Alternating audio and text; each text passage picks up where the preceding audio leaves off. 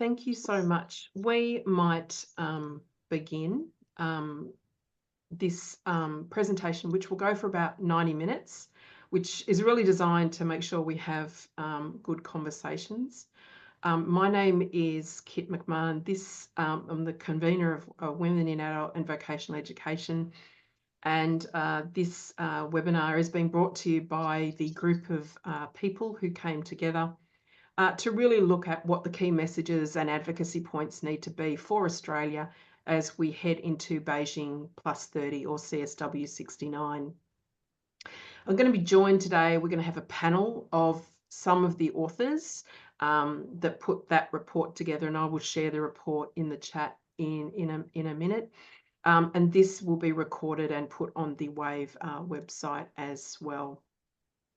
It's really important, though, for me and for others here that I just acknowledge that we are unceded lands of First Nations people, always was, always will be Aboriginal land.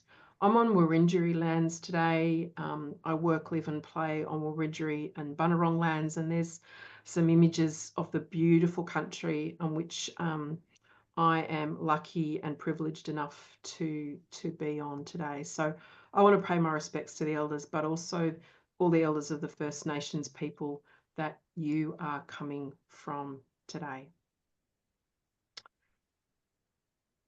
So our agenda, as I said, we're really going to start with looking about what is CSW and why it matters. And we're going to be taken through that by the amazing Carol Shaw that I know everyone will know. Carol is, as we speak, in a plane. So she was going to be here, but the whole kind of international flight thing, getting over to New York, means she can't hear, but she has recorded a message, which is really good because we'll hear from her about the moment that we're in globally, but also why it matters. Because the other thing we want to do in this webinar today is really sort of think about, well, why does CSW69 matter for domestic and Australian context? So we will get that. What are those key messages and priorities? We're going to hear from the authors who are going to share from their portfolio area what the priorities are. And then we're going to open up for a Q&A, right? The conversation and the panel, I'm delighted to say, is going to be moderated by the amazing Leonie from National Rural Women's Association. And thank you so much, Leonie, for stepping into that as well. So want to make sure we get lots of time to hear from our colleagues. So without much further ado, I'm going to introduce you to, and we can all hear from Carol Shaw. She's just going to talk about what is CSW, why does it matter, a little bit about the report, but also really reflecting, I think, on the moment that we find ourselves in. You may, if you want to, and if it's good for you, just turn up the sound a bit. This is a link to a YouTube video.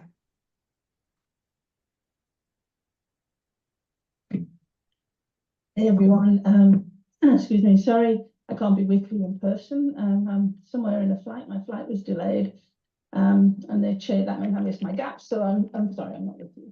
I've been invited to talk to you a little bit about the context of the Commission on Stars of Women and why it's important that Australian women engage with it. So really what I'd like to start with is a bit of the context, the global context, and then narrow it down. So at the moment we're finding ourselves in extra. We're at a point in history where the systemic erosion of human rights, LGBTQI protections, and economic justice inflicts devastating harms on marginalised communities across the world. There's a global rise in authority, right-wing populism, and religious fundamentalism that's unleashed a fierce and sustained assault on human rights, with devastating consequences for women and girls in all their diversity. We're witnessing an alarming dismantling of multilateral institutions alongside a concerted rollback of hard-won gender rights as regressive policies are strategically employed to entrench patriarchal and imperialistic agendas. Feminist organisations face chronic underfunding, capacity constraints, and growing resistance to the gender equality agenda. There's a surge in gender-based violence across all areas, escalating economic disempowerment and the silencing of feminist movements. A radical agenda recently rising from the US takes us backwards on climate, diversity, migrant and trans rights, and sees a massive shift in funding from development, education and health spending towards military weaponization. So the pushback, the backlash for women's rights and gender equality is real, it's tangible, and we are failing, and it's only going to get worse. So why is it important that CSW is here, and why should we engage with it? So the Commission, for those who don't know, the Commission on the Status of Women is a UN commission held annually at the United Nations in New York. It serves as the primary global intergovernmental body dedicated solely to providing and promoting gender equality and empowering women, allowing for discussions on development and implementation of policies aimed at advancing women's rights on a worldwide scale. So is it colleagues, I understand from some great sharing that people are unable to hear or see, rather, Carol. So what I'm going to do is I'm going to reshare my screen. So hopefully you'll be able to do that. So just forgive me, and thank you so much for sharing that in the notes. I really appreciate it.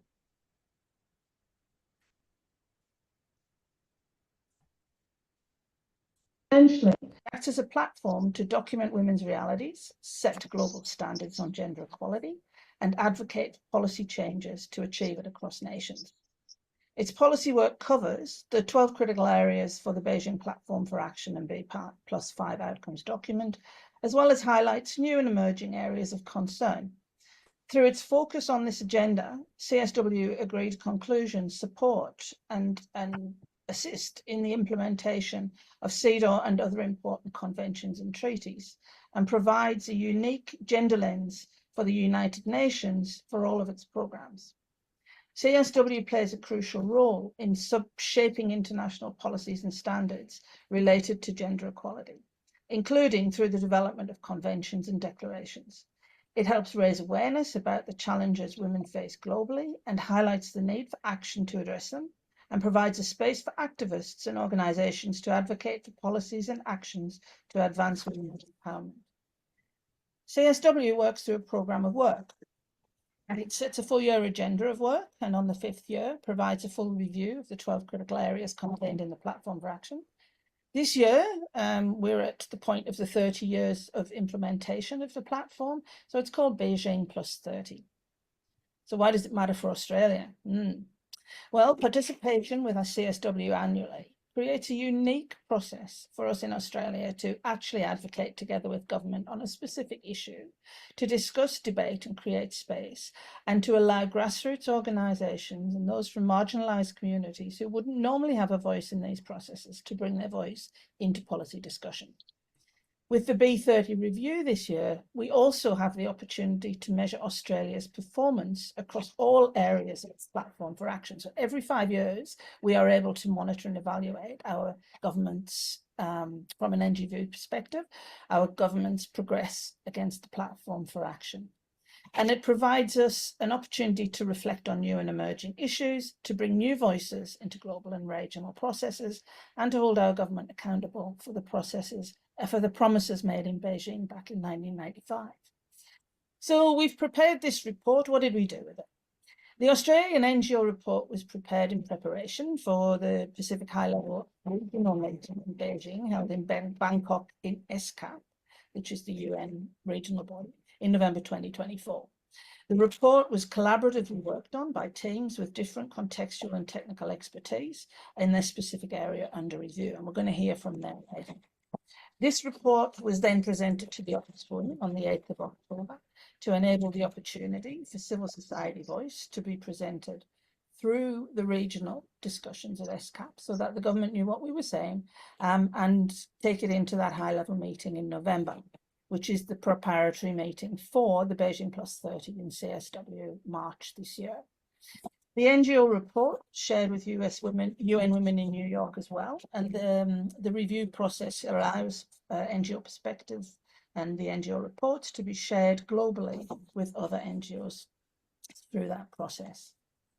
The report recognised that the experiences of women in Australia's socio-cultural and economic spheres are diverse and influenced by intersecting factors such as age, race, ethnicity, gender identification, disability status, location, and socioeconomic background, to name a few. That women's experience of discrimination is far from uniform. Rather, it's shaped by these overlapping identities such as age, race, class, disability, sexual orientation that intersect and exacerbate marginalisation. And we're going to hear a bit more about what was in each of these from the panel members shortly. So let's look at what we expect from Beijing+30 as we move into Beijing+30, which is CSW69 session. What we know is that there will be a declaration on the promises made in Beijing in 1995, signed and adopted on the first day. Some of us here in Australia have been working on the language contained within that declaration. Whether we're happy with it, we have to wait and see. We also know that the programme of work for the next 5 years is going to be adopted, setting the scene for the areas under primary and secondary review. So we can start to think about how we're going to engage with those processes globally and at a national level. They're also going to be looking at the methods of work, and this is currently being tagged as CSW revitalisation. So there will be a lot of discussion around how we can influence what's going to be in future CSW agendas.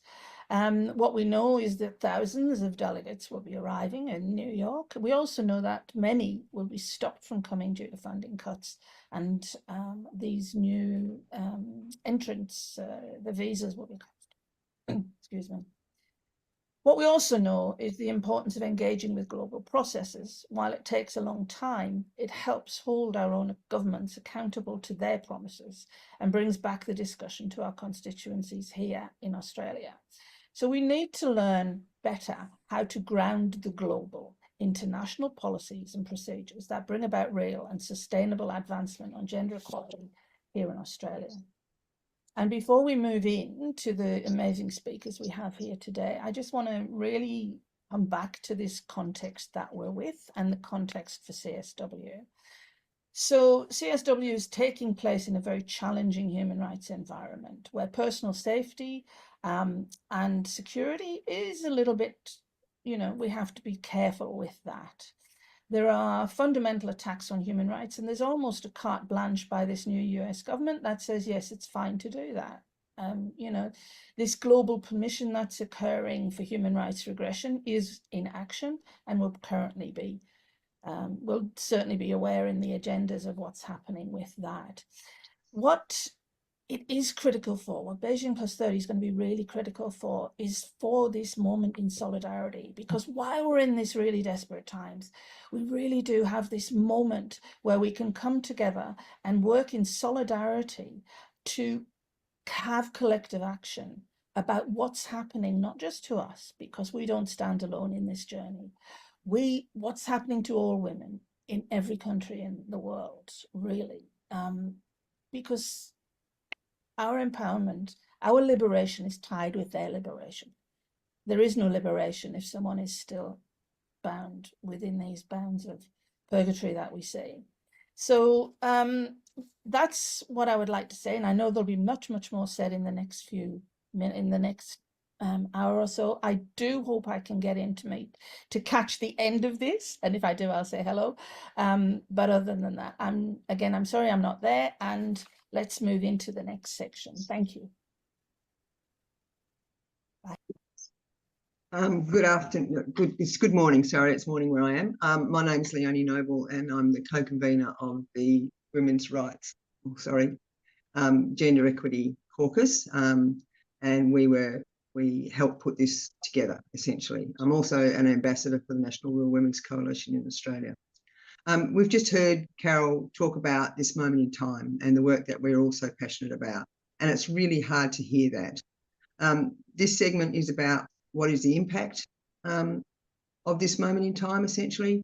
We have 5 amazing, knowledgeable women who are going to all reflect on the report, and then we will open up to the floor for questions.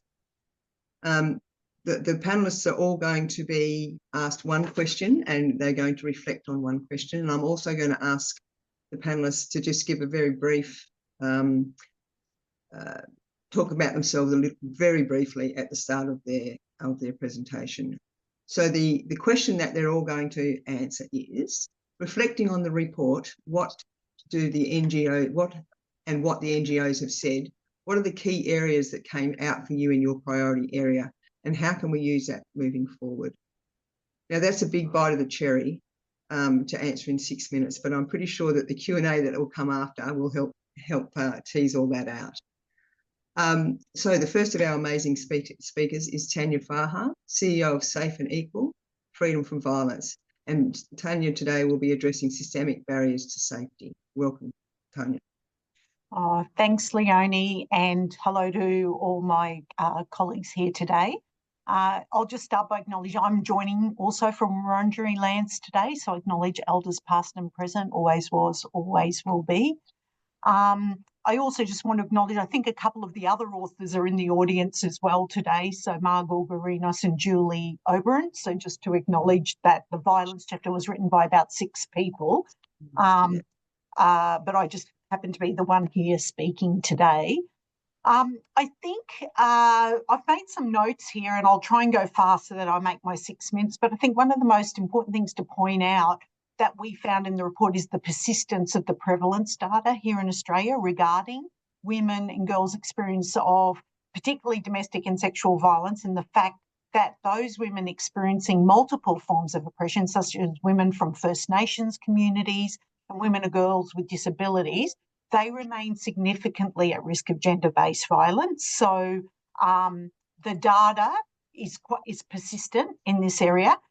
And I think the other thing about data and what's important to highlight is the data that we aren't collecting, or the lack of data on other forms of violence against women and girls, such as forced and child marriage, trafficking and modern slavery, and other forms of exploitation. You can't change what you don't accurately measure. In terms of experiences of violence, the rise in technology facilitated abuse is also critical, and how this is impacting harassment, grooming, and other harmful behaviours is of great concern. And whilst we know there's been significant progress on many fronts here in Australia, both at the national and state levels, particularly, I guess, when we consider changes in legal and policy frameworks, some of those broader national data collection programs for attitudes and prevalence, some multi-agency risk assessment frameworks, we know that there are persistent gaps and ongoing exclusion from mainstream systems for First Nations women and other women who remain at the margins, such as those from migrant and refugee background, trans women, women with disabilities. So some of the gaps we highlighted in the report were around the inconsistency in the way services respond to violence against women and girls in all their diversity are delivered and funded, and how civil society is consulted in relation to this. We know that frontline services, and this includes legal services, are underfunded and many people are being turned away. There's the inconsistency and incompleteness of administrative data to show who is accessing services, why, and what the outcomes are for these survivors. There's also no unified or agreed framework around early intervention at any level, and there's an increasing debate emerging concerning the gender drivers of this violence as a structural issue, with some moving towards a greater focus on individual experience and psychology, and other traditionally non-causal issues, such as consumption of alcohol as a driver, both of which we know are critical to the response but are not causal. So, really needing to be clear about maintaining the structural drivers. The report highlighted some future priorities, and many of these are not going to be a surprise to those of you attending today.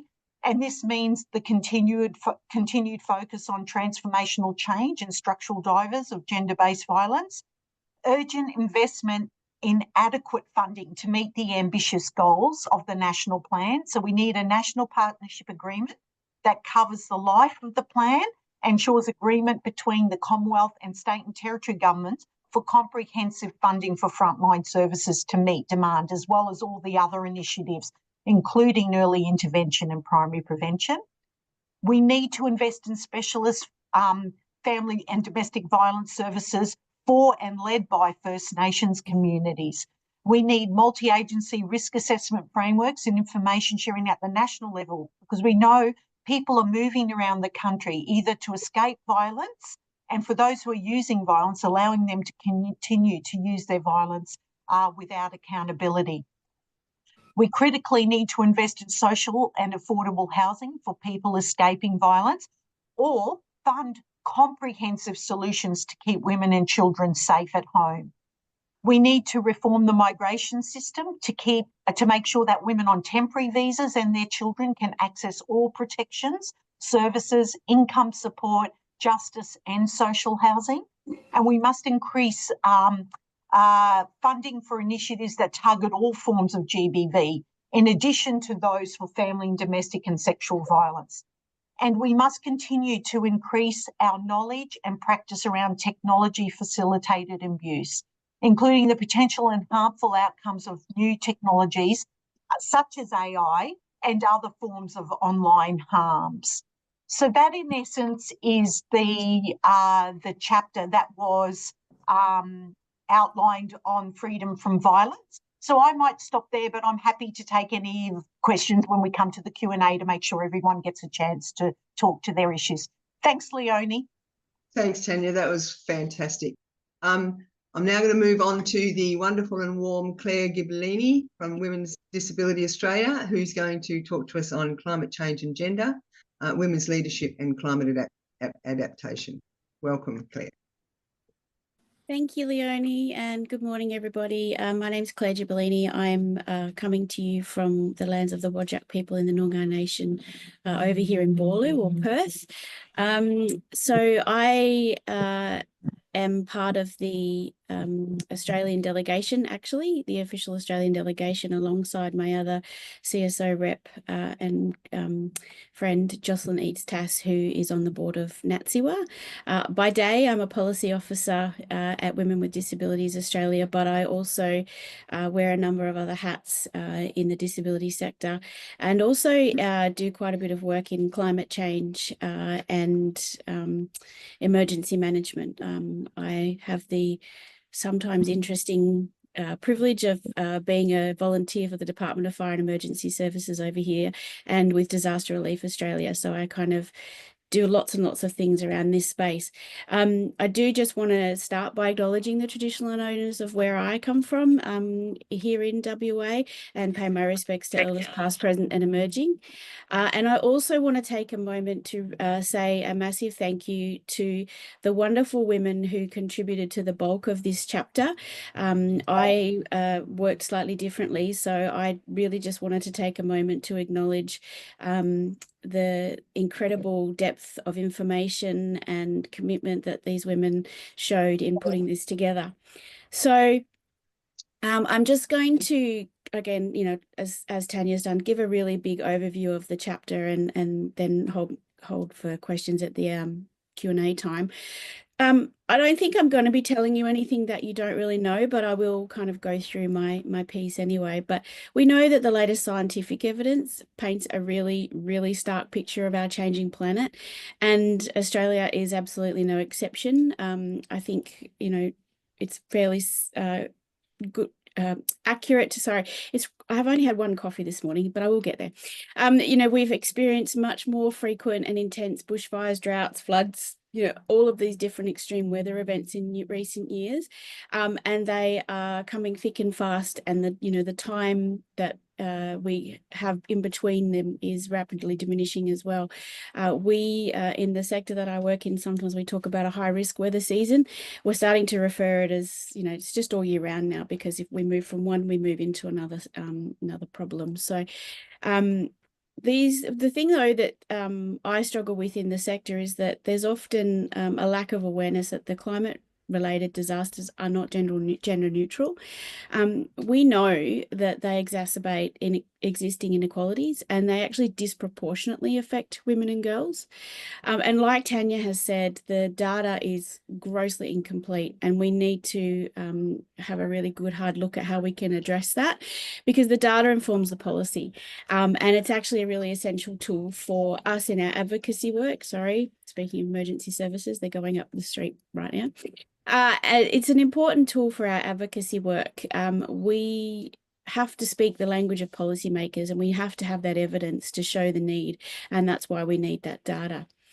We know that in Australia, women are particularly vulnerable to the economic impacts of climate change. We've got research that indicates frequent bushfires, for example, have a really profound and enduring impact on women's financial security. You know, that leads to the loss of homes and livelihoods. And it's also compounded by the fact that women in Australia actually still earn less income than men and are more likely to take on those child rearing and carer roles as well. The escalation of temperatures and extreme weather events in Australia has got significant health implications for women. We are at greater risk of respiratory ailments and heat-related illnesses, and we also are experiencing at a much greater level the stress and trauma that comes with climate events, and particularly around our mental health. And we often bear the responsibility of caring for family members also who are impacted by these events. We also know, following on from what Tanya has said, that there's enough research to show that women here in Australia are at a much greater risk of domestic abuse in the aftermath of climate events. And as climate change increases, the frequency, etc., and the severity, that impact on our safety can't be ignored. I just want to highlight there's a few groups that specifically experience some unique challenges in the face of climate change. For example, women in rural and regional and remote Australia, they often play primary roles in securing food and water for our families. And as climate change triggers that resource scarcity, those responsibilities are going to sit more on our sort of shoulders, which actually adversely affects our physical and mental health. Indigenous women in Australia who have a very close relationship to the environment are also disproportionately affected by climate change. Their knowledge and their practices, which are really crucial for environmental stewardship, are being disrupted by rapid climate change events, and also that loss of country and access to important cultural places is having a hugely detrimental effect, as is the lack of recognition of the knowledge that they hold in building solutions. For women with disabilities, who I spend a lot of time, you know, I am a woman with disability myself, and, you know, is a lot of the sector that I work in, we know that we face exacerbation of existing vulnerabilities in these times. We have increased risks due to extreme weather events and natural disasters, due to things like limited mobility or requirement for specialised equipment for evacuation. Lots of impacts on our health exacerbated during climate change or emergency events. Things like respiratory ailments from poor air quality or heat-related illnesses. It actually impacts our equipment as well as our bodies. Many people at the margins, or many women at the margins, are already facing food and water insecurity, and this is greatly elevated during these times. We don't have the capacity to have resources at the ready, so we're not necessarily able to prepare in advance for these.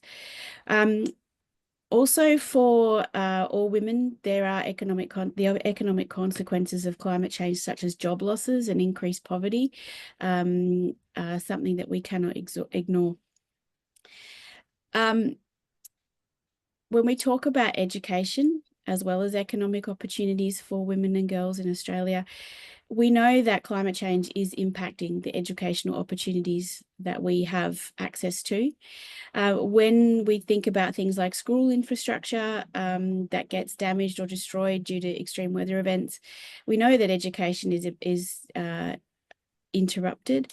We know that our re-enrollment in school after these events is often lower in boys, and those kind of disruptions have long-term consequences for women's economic opportunities and leadership potential. The other thing that I really wanted to just quickly address in this section is this idea around intersectionality. So, you know, we will be talking a lot about intersectionality, you know, at CSW and in all of the work that we do.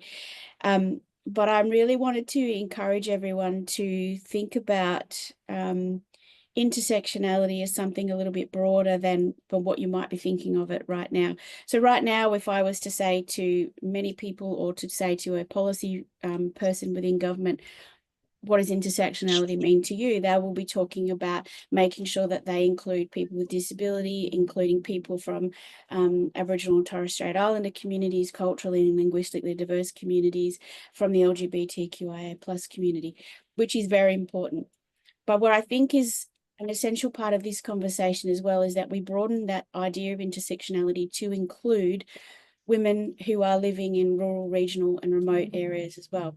The women who work on farms or who are farmers, the women who are in the fishing industry, who are fishers, because they are actually experiencing some of the intersectional barriers as well. And I think it's really, really important that we address that and we include them because they're already bearing the brunt of climate change. We can't ignore that. So that's something that I'm going to issue a bit of a challenge for today. Despite all the challenges, though, women in Australia are not necessarily just victims of climate change. We are actually also powerful agents of change and leaders in climate action. We know and we've got evidence to show that our leadership in disaster risk reduction activities actually enhances community buy-in. It improves the information flow and it enables much better targeting of programs. But we still remain underrepresented in climate policy development. So that actually often leads to policies that overlook the specific challenges and needs faced by women.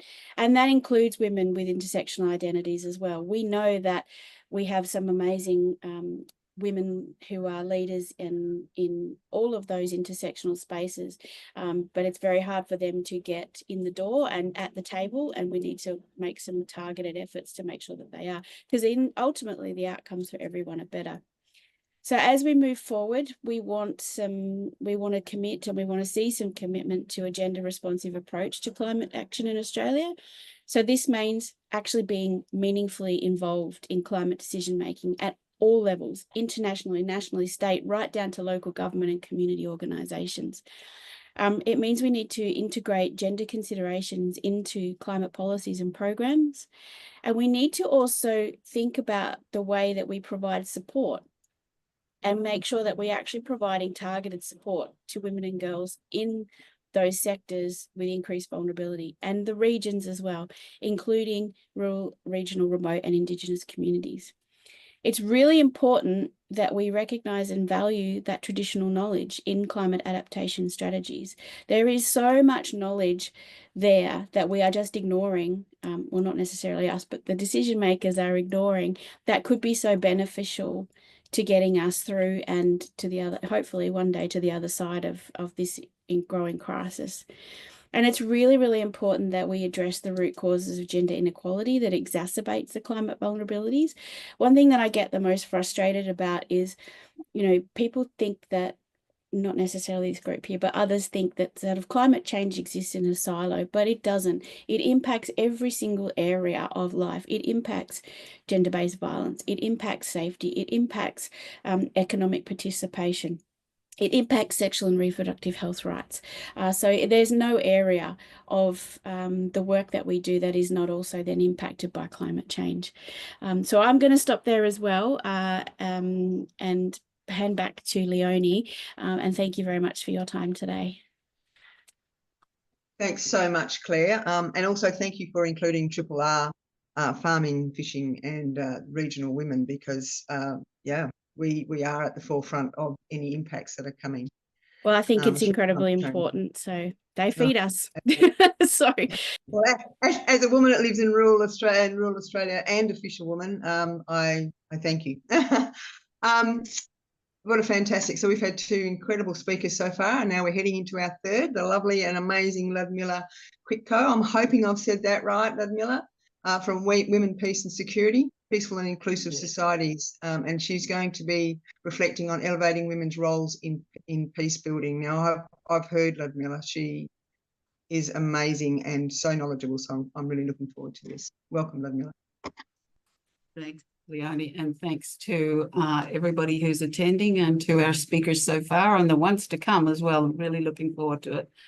I want to begin by also acknowledging that I'm joining you from the lands of the Ngunnawal and Ngambri peoples today, which is the host to the city of Canberra. And I'd also like to acknowledge and pay my respects to elders past, present and emerging, and to acknowledge Indigenous people who may be with us today. I'd also like to make a special acknowledgement to all those women and children and civilians who find themselves in situations of conflict and distress as we look at the global situation and to our own countries and regions. I'm going to talk a little bit about why women, peace and security is such a critical issue, and why it's an issue, as Claire has just so elegantly said, why it's an issue that asks us to look at making that big connection to addressing the fundamental structural issues that exist in our society.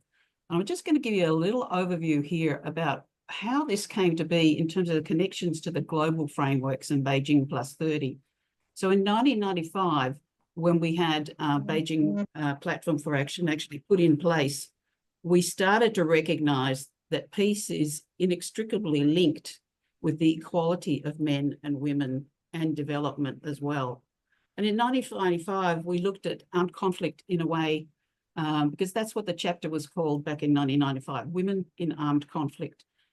We looked at armed conflict referring to often to conventional weapons. In 2025, we look at armed conflict, we look at conflict, we look at displacement, ranging across a whole range of issues around missiles, hybrid warfare, cyber warfare, intelligence, artificial intelligence, threats of nuclear action, rape as tactics of armed conflict.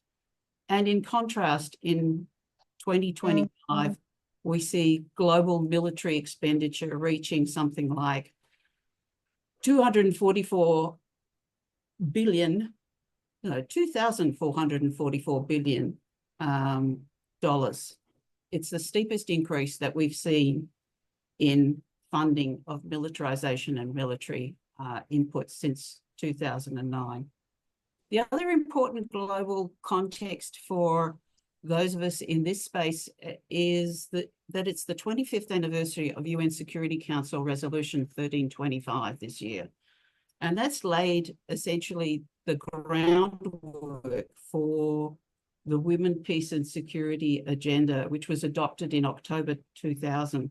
And it's a resolution that for the first time inside the Security Council, inside the UN, linked conflicts to the Women, Peace and Security Agenda, and it acknowledged that armed conflict impacts women and girls differently from men and boys, and to acknowledge the need for women's active and effective participation in peacemaking, including in peace processes and in peace building. And I have to acknowledge here my organisation, which I forgot to introduce myself at the beginning. Sorry about that.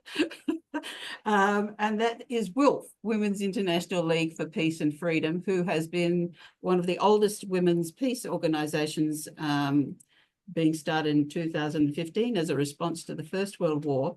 And I really acknowledge the women of WILF and all those civil society organisations who worked during the years before 2000 to make sure that the comprehensive groundwork was laid for this major Security Council resolution in 2000. The other thing I really need to do just briefly before I get into the Australian response is to tell you what the UN Security Council, what the UN Security General has been saying in his Women, Peace and Security reports for the last 4 years. He's actually been saying it longer than that, but he's really almost yelling at us now when he says that we know there are growing global conflicts. Authoritarianism is on the rise. There's increasing numbers of women and children and civilians killed and harmed, increasing militarization, regular use, almost normalization of the sexual and gender-based violence as a weapon of war, increasing violence against women and human rights defenders in all their diversity, and the growing impact of climate, environmental crises, and the impacts of cyber and AI influencing the situation. We know that there is significant global geopolitical shifts, the increasing reframing and normalization of the rule of law, and social and cultural norms where telling stories that are lies have become the social norm at major global meetings, and where these spill over into the conflict in a domestic situation as well, so that we need to so it becomes a challenge to our own social cohesion and our own peace at home. And women continue to be absent from peace processes. Women are only 16% of peace negotiators. So it's, while there's this wonderful recognition in relation to women, peace and security through this Security Council resolution, there's a lack of commitment to implementation to women, peace and security agenda globally. There's a lack of funding and a significant backlash. And this message, I have to say to you, was echoed very strongly when we went to Bangkok for the Beijing+30 meeting last year in November, where our own region is most vulnerable to climate change, with disproportionate impacts on women and girls, and growing populations in our region affected by conflicts, emergencies, and climate disasters. And the access to justice for women and girls is inadequate in terms of legal issues, economic, cultural barriers, and the largest gaps, in fact, as identified at the UNSCAP meeting, were in South Asia, in East Asia, and in the Pacific. So there's devastating consequences to women and girls in all their diversities in terms of discrimination, violence against women, increasing fragility, and deliberate tactics for destabilising and repression. So I just have to say to you, never before has the women, peace and security agenda been more critical, more relevant, and more connected into what we do in this country, what we do in our region, and what we do globally. And I think we really need to take to task our Australian responses. I'm just going to speak briefly here, because this was the major part of the report on Chapter 5. And the report was written before the Australian government issued its progress report on the major National Action Plan, Women, Peace and Security National Plan. And I'll just speak about that briefly at a moment to set that, and then come back and make some sort of final concluding comments. So Australia has what's called a Women, Peace and Security National Action Plan, which I'm going to abbreviate to WPS-NAP. And it was released in 2021 and runs for 10 years. It has 4 key outcomes. The first is on supporting women's meaningful participation and needs in peace processes. The second focuses on reducing sexual and gender-based violence. The third looks at supporting resilience, crisis and security, and law and justice efforts. And the fourth is about demonstrating leadership and accountability. It's a fairly high-level plan full of broad concepts. It's being implemented by key agencies such as the DFAT, Foreign Affairs and Trade, Defence, Home Affairs, Federal Police, and it's coordinated by Foreign Affairs by DFAT. So it focuses predominantly in the international and regional sphere, and it's built around independent agencies and departments developing their own implementation plans, with activities then funded through existing funding programs. And it says it focuses on a meaningful women's participation in terms of the whole women, peace and security agenda. It has an accountability framework around a series of progress reports, 23, 25, 28, and then it's going to have an independent review. I'm making these points because what I go on to say to you is actually quite really have as an understanding of the effectiveness and accountability in terms of the implementation of this National Action Plan. I'm sorry, it might be having trouble with my connection. I apologise for that. And while there's great potential in this national action plan, there unfortunately has been very little public information to actually make some meaningful analysis of how we're progressing towards these outcomes. So the progress report was delivered on the 20th of December 2024, after we'd been and come back from Bangkok.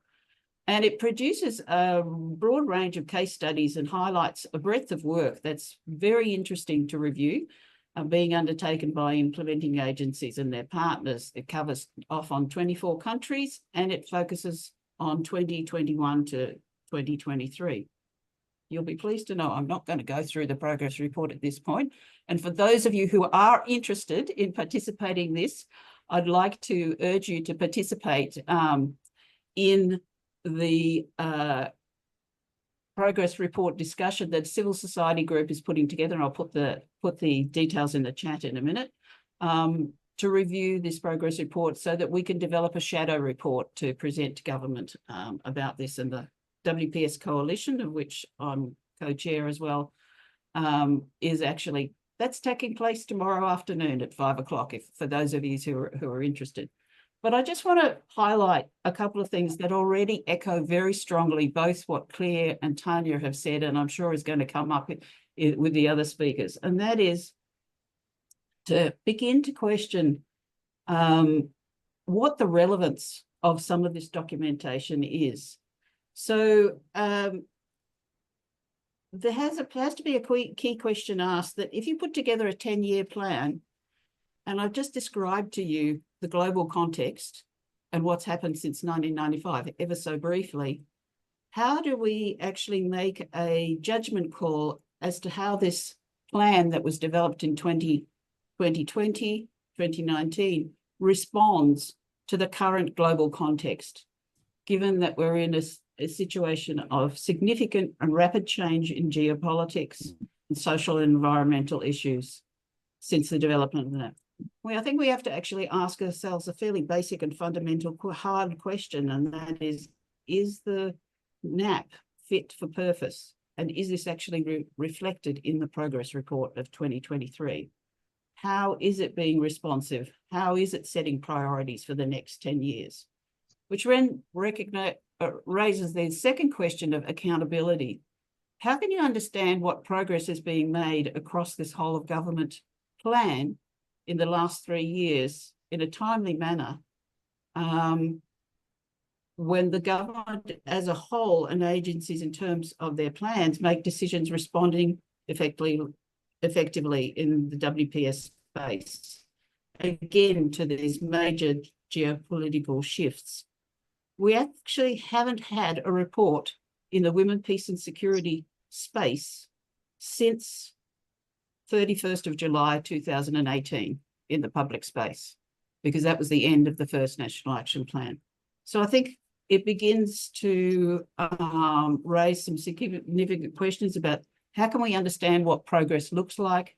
How can we understand what how effectively decisions are being made? And how do we understand what priorities are?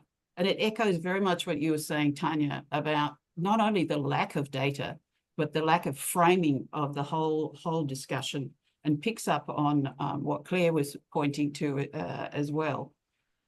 So the next area is really, as you would expect, what's happening at the monitoring and evaluation stage. How do you get a picture of a whole of government, a whole of Australia response in this women, peace and security area, when we've got when it's based actually on individual agency responses?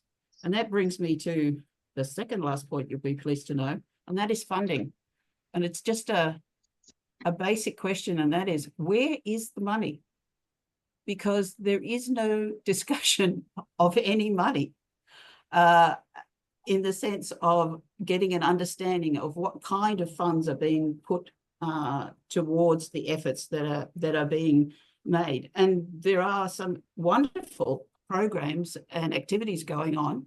We don't know how those individual activities and programs actually contribute to the effectiveness of the overall approach.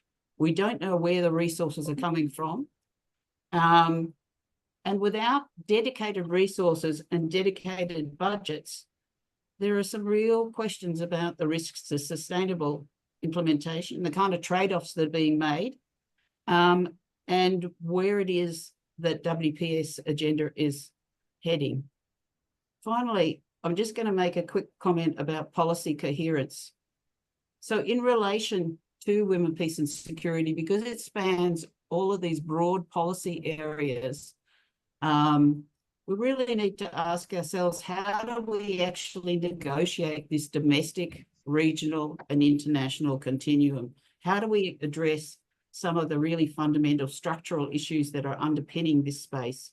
And what are the messages that we're actually sending to our own community in Australia about what peace and security means? So women peace, the WPS brings women to peace processes to build strategies for conflict prevention and reduce sexual gender-based violence. But at the same time, we're actually involved in arms manufacturing. We're increasing securitization and militarization. Just listen to the debate and discussion that's going on pre our election right now. And we sit in contrast with a peace agenda that focuses on human security and human rights as its core concepts and practice. So I really want us to think about what this means for our own country, and how we approach this issue at this particular point in time, not only in terms of the reflections that we need to make with respect to the kind of global interactions that are taking place, but also I want us to think about how we're actually building social cohesion and peace in our own country in a time where there needs to be broader understandings and understandings that bring together an intersectional and intergenerational and inclusive approach that's resourced to supporting how to build cohesion, how to build peace in Australia, how to build peace in our region, and how to build peace internationally. And I quote the Secretary General, the UN Secretary General, who said, "No more stalling. It's time to step up and deliver on the promises made over the last 30 years. Thanks. Thank you so much for that, Ludmilla. As usual, very powerful. And thank you for putting together a thought process really quite clearly about what needs to happen, what hasn't happened, and the questions that we should actually be starting to think about. So as a call to action, it was incredibly powerful. So thank you so very much for that. And now we have our next speaker, the amazing Kit McMahon. McMahon. I'm not too good on my names today. Who's the convener of WAVE, which is Women's Adult Vocational Education, and she's our convener today. And she's going to be talking about shared prosperity and gendered challenges at work. Welcome, Kit. Thanks, Leonie. Thanks to everyone. And yeah, just building on the previous conversations, I'm struck by how connected all the portfolios and priorities are together. And I'm speaking today on behalf of the chapter and the group that came together to put the chapter down on shared prosperity, which is really about the economy and education at its heart. Like all things, it's highly connected to the areas that are spoken of before. But I guess when we come to present this chapter to you and its priorities, our first call to action is that while there has been progress, and particularly in Australia, we can say there has been progress, we cannot take that for granted, that experience is shared by all internationally, but also in Australia, and that the gains are not at this time secure. There is economic instability, there is cost of living crisis, there is pushback on diversity, equity and inclusion, and there is backlash to not only the conversations that I'm bringing to you today, but also from the previous speakers. I guess what we're saying is in our chapter, we talk about the economy must work for women, that economic equality is essential to address gender inequality, and intersectional equity and economic equity is the next thing that we need to progress to. We know that women are overrepresented in low-paid, insecure and part-time work. We know that there is a persistent gender pay gap, and this is actually particularly the case in what they call the weird economies. So that's the wealthy, economically independent and democratic countries. Unpaid work continues to remain invisible and underdeveloped. So the reforms that are needed is absolutely gender responsive budgeting at the heart of sovereign policy in all policies, and we need to respect care work and value care work and stop I guess determining or codifying this work as somehow soft skills, as somehow lesser than male dominated work. Education and training, I think it goes without saying for everyone on this call today and also the speakers, is an economic imperative. It's not just a social good and foundational to many of the outcomes that we're trying to achieve across the SDGs. We often talk about schools and higher education, but we know that also that vocational education and training or technical training is absolutely gendered, but highly linked to industrial and also economic outcomes for women, and still finds itself reflecting that women are concentrated in low paid and so-called feminized industries, or that low paid industries are typically feminized. We need decent work, we need secure employment, we need to actually have a focused gender lens and intersectional lens on reskilling and upskilling for what's called emerging industries. It's not lost on any of the thought leaders who do this work that emerging industries like STEM, AI and sustainability perhaps persist in gendered norms because there's been no gender lens put through or applied to the planning and the development of those sectors. CSW55 agreed conclusions in 2011 are still relevant. And at that time, they recognised that education, training, science and tech are essential to women's full employment and decent work. But without the intersectional lens being applied to policy, budgets and implementation, they will never occur because we will not recognise the barriers that already exist to the achievement of equity in those areas. I think for the authors of this particular chapter and thinking about how it applies to Australia and our domestic work, Australia must take CSW seriously, and global commitments require domestic action. Civil society must be at the table. We are delighted that our Claire is going to be there. We know the hard work that they and other colleagues are bringing to that as well. But civil society must be at the table and not sidelined, and women's organisations, unions and advocacy groups must have a direct role. And I'm echoing everything that the previous speakers have said today. But our government must lead transparently on implementation and not silo it outside in DFAT.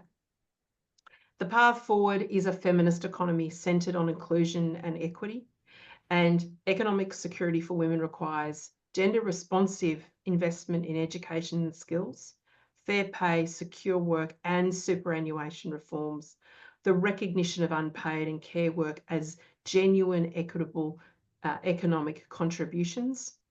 And our call to action is that we must demand accountability, ensure intersectional equity and build a future where economic justice is actually a non-negotiable.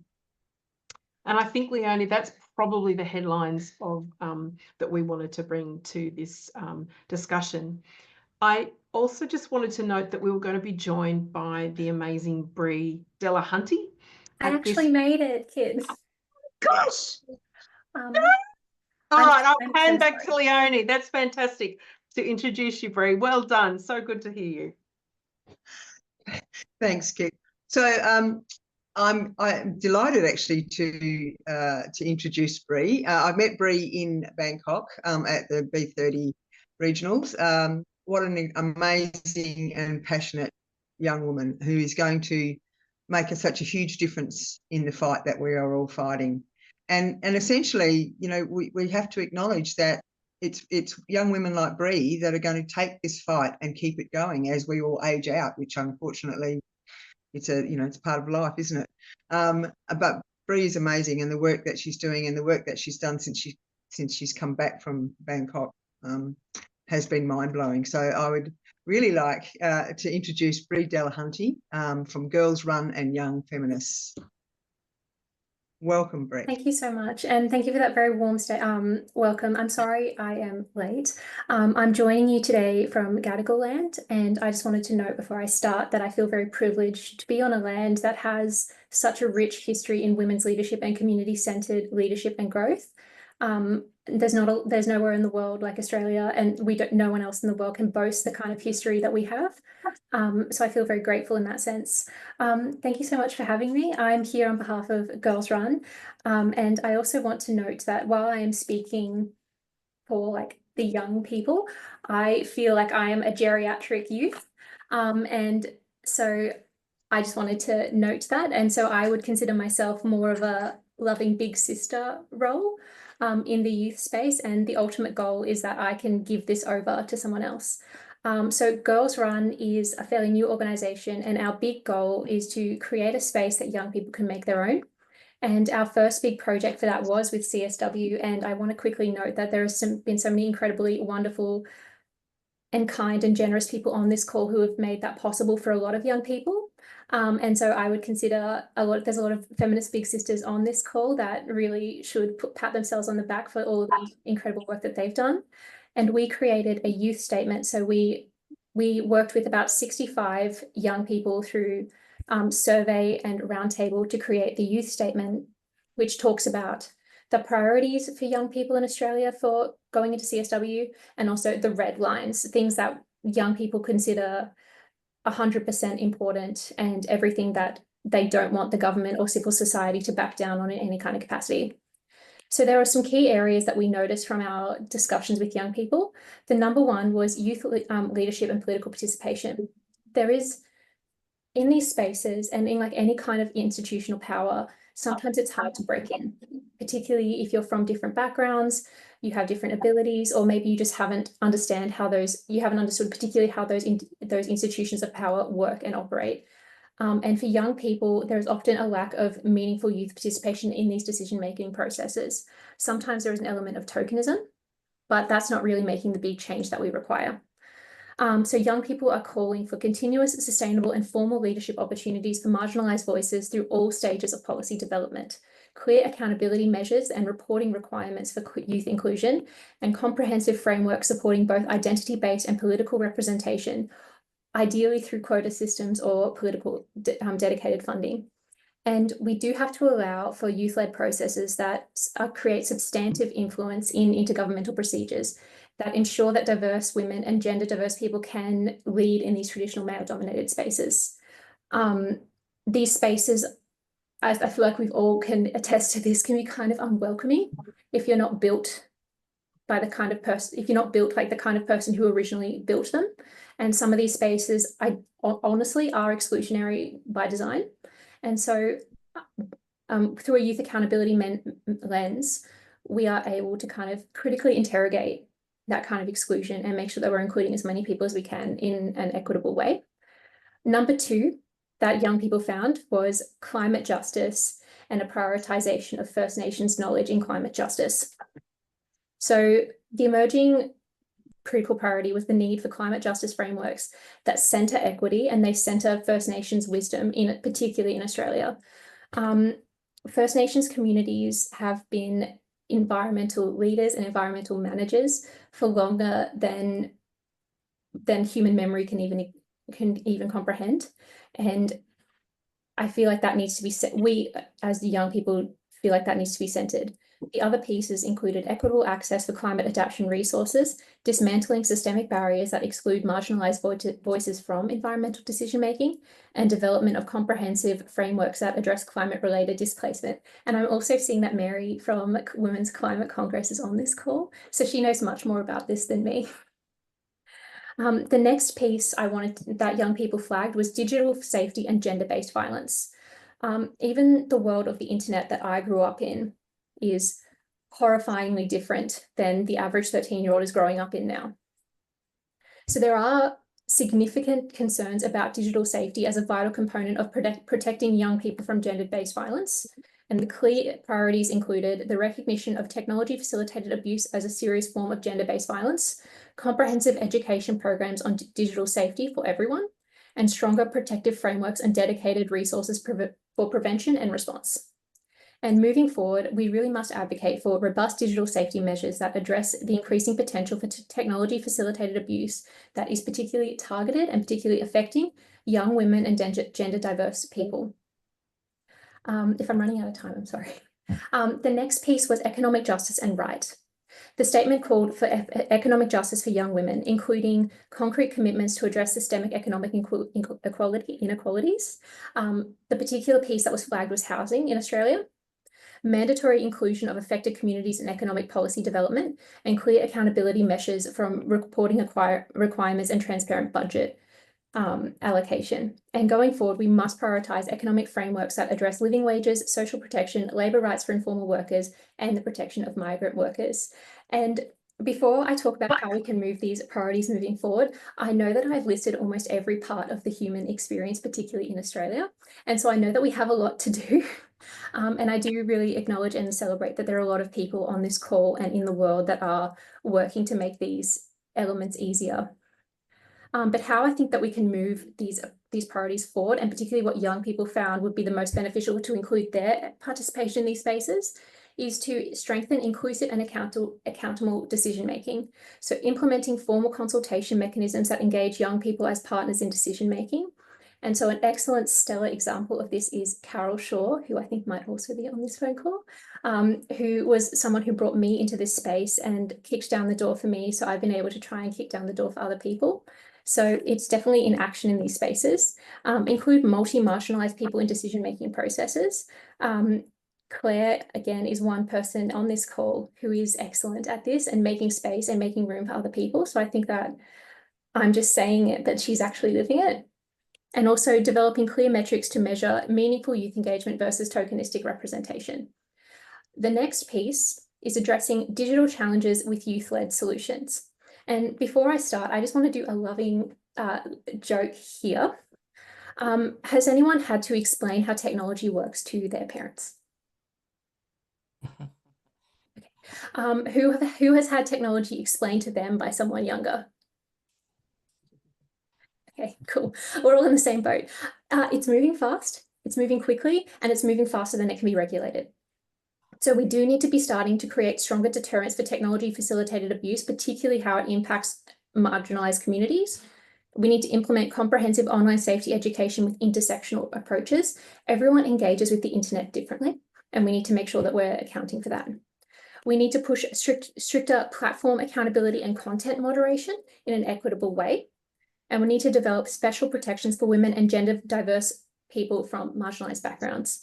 The internet is pretty scary for almost anyone, but particularly if you're a trans woman, or if you're a woman of colour, or if you're a disabled woman, the internet is a lot scarier for you, and it is a lot more violent for you, and policy and accountability frameworks should reflect that.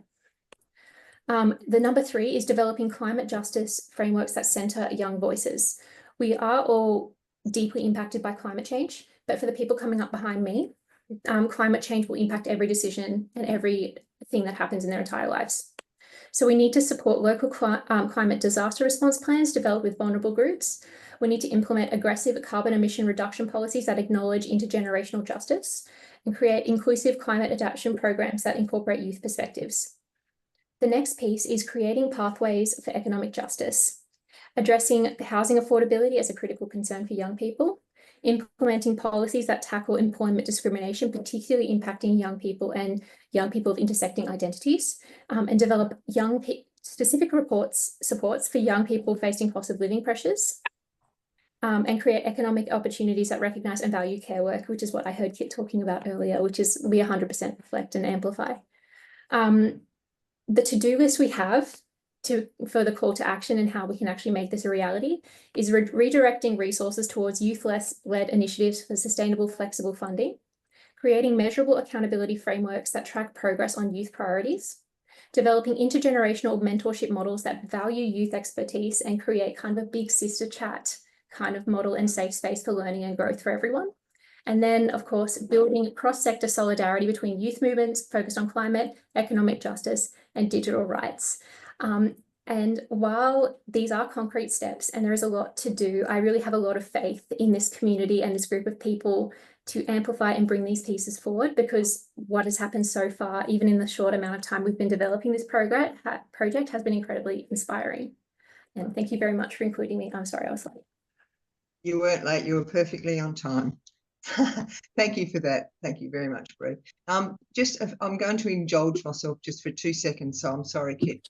Just before I hand back to you, I'd actually just like to acknowledge that as we have listened and learnt from each of the speakers today, the need, it's highlighted the need to fight both for human and women's rights, and that it hasn't stopped. And indeed, it's possibly in this moment of time even more important. And now, globally and even in Australia, but globally, it is a really frightening time for women. It's a frightening time for actually the human race, to be perfectly honest.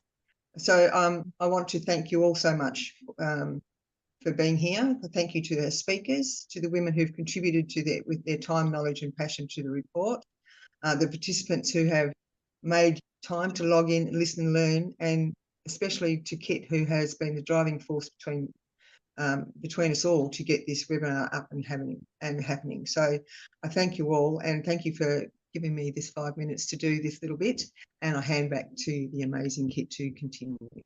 Thanks, Leonie. Thank you so much for making your time.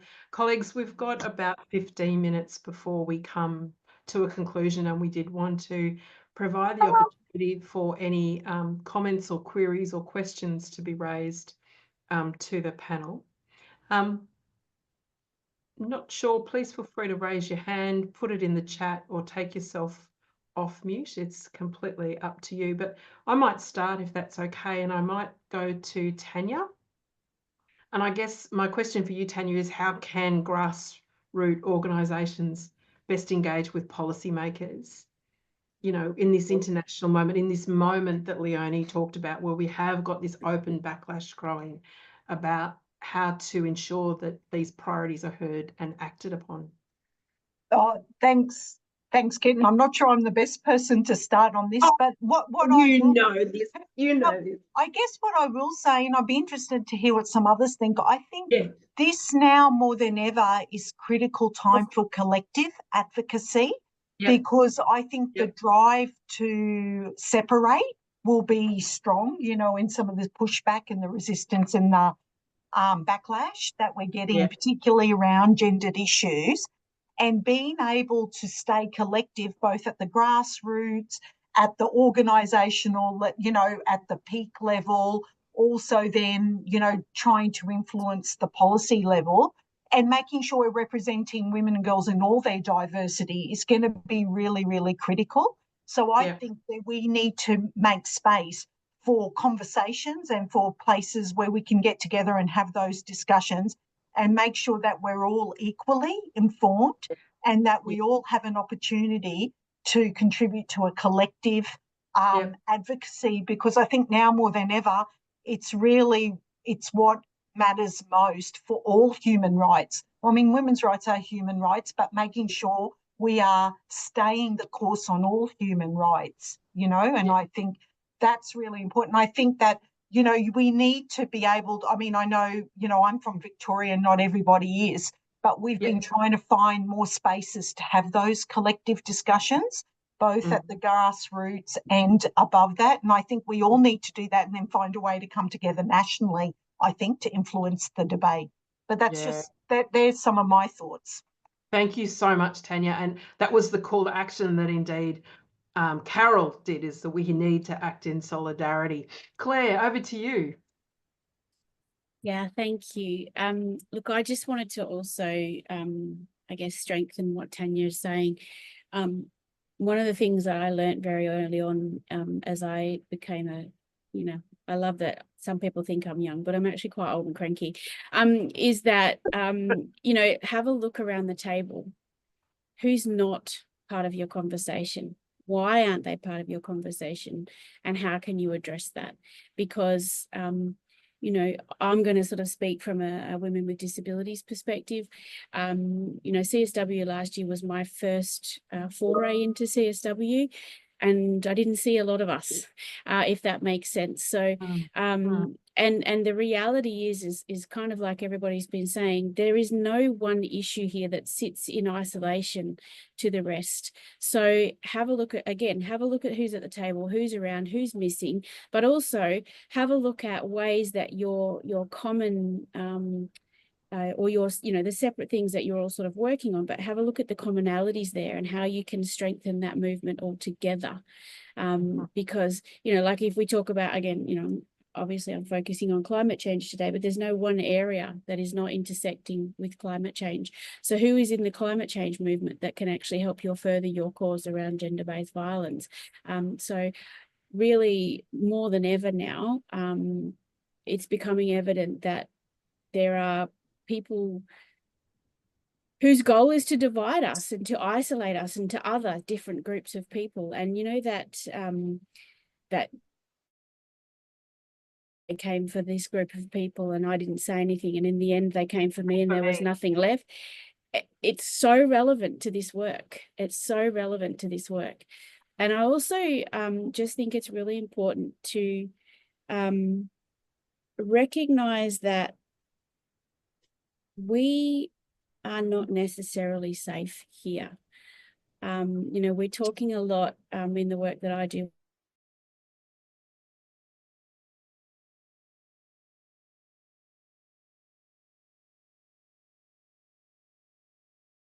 Era in a way that also sort of galvanized some of those feelings for us. But one of the things that the organisation that I'm co-chair of, Australian Civil Society Coalition on Women, Peace and Security, did in late 2023, we asked diverse women across Australia what did they think peace and security meant for them. And it's interesting, we did this also in 2017. And just a couple of quick things that they said was we needed to look at repositioning Australia as a global and regional peacemaker, rebalancing priorities and restructuring departments to build global diplomacy, peace building and mediation, recognising and respecting the agency of diverse people to enable those that are impacted to lead. So the voices are there. People want to engage and discuss and build on these issues and these ideas because they are part of real live lived experience. And one practical suggestion I want to make is that after those of us who have had a chance to go to CSW do go, let's find an opportunity to get together and reflect on what we learnt and what we experienced there, because this is going to be a CSW like no other CSW for obvious reasons. And I think that the lessons and the experiences there we want to share quickly with others in this country so that we can learn from those experiences and build on them immediately. And we'll be coming back into an environment of an election in this country as well. And so I don't underestimate the political implications of that. Thanks. And thank you, Kit, for organising all of this. It's been just amazing. Thank you. That's all right. I think we might, though, move it to the next things about where to here, and because we need to let people go. And thank you so much to everyone to stay on, and please put your comments. I think that's an absolute call to action from Ludmilla and colleagues about coming back and reflecting on where we've gone. And we've already got people travelling to CSW now. We've got some comments. Mary, thanks so much. Dr. Davies is saying 15th of April in Melbourne is going to be a lessons learned. So I think stay tuned for that. But I think what we're absolutely hearing, and invite Claire, Ludmilla and Tanya to share their views, is the message of solidarity that Carol shared. Don't be that poem, I guess, that Claire quoted. Any closing final remarks before we round out, Ludmilla, Claire and Tanya and Bree? Bria, I saw you had your hands up. Go, go, go. I just wanted to reiterate what the other three panelists were saying and how wonderful they were. But I think a lot of this question is, what do we owe each other? What do we owe our community? What do we owe the people who came before us? What do we owe the people who come after us? And those who are lucky enough to be at CSW this year, particularly because it will be a rough one this year, what do we owe the community that we're representing? And like, what do they deserve and how can we amplify that? I think that's a difficult question that I wish I had more clarity on. But I think with Girls Run particularly, I think that's the frame of mind that we want to continue to have in these discussions and making sure that we're doing what is owed to, particularly to people coming up behind us. And I think also something that we've been reflecting a lot is that anything that happens to marginalized communities is part of what's happening to the self. So like, it is a tragedy when there is abuse in elder homes. It is a deep tragedy when disabled women are excluded from spaces of decision making. This isn't just a tragedy for them as the individual, it's a tragedy to the self. And that's definitely something we want to continue to grow. So thank you so much to everyone here who continues to like owe each other accountability and advocacy. Claire or Tanya, do you have anything about where to from here? Claire, you're going to be going over there soon, so yeah. Yeah, next Friday. Look, the where to from here. I think we've got to hold the line as much as we can. But I guess for those, this is kind of for those of you who will be attending. It's not going to be a safe space.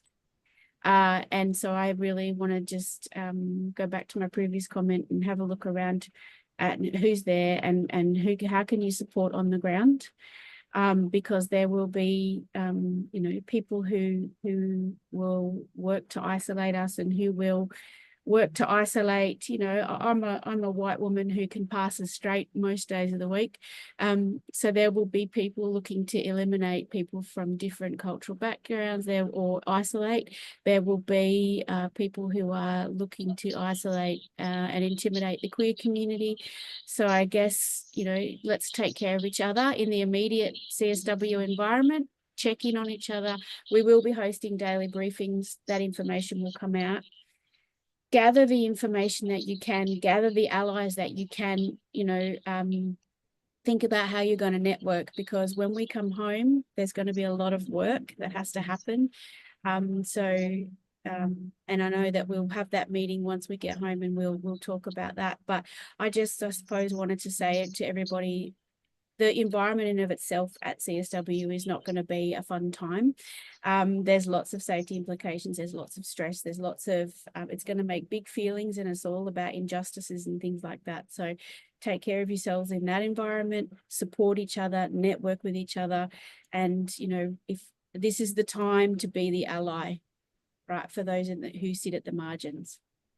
And I'll get off my soapbox. No. I think actually that's a perfect spot, if I may, for us to close this session. Just again, that deep connection to solidarity and to build on the legacy and the connected work that we're all doing. And I think, Brie, your call around, you know, go back to the lived experience and those you're representing, what do you owe them, as grounding in the work. But finally, let's not let it end with New York, that when we come back, reconnect and recommit for what is essentially an emerging new world environment for us. Thank you very much, everyone, for being part of today. I want to thank Brie, I want to thank Ludmilla, I want to thank Claire, and I want to thank Tanya and Carol and all of the people that came together to put the report together. A big shout out to also for the youth statement.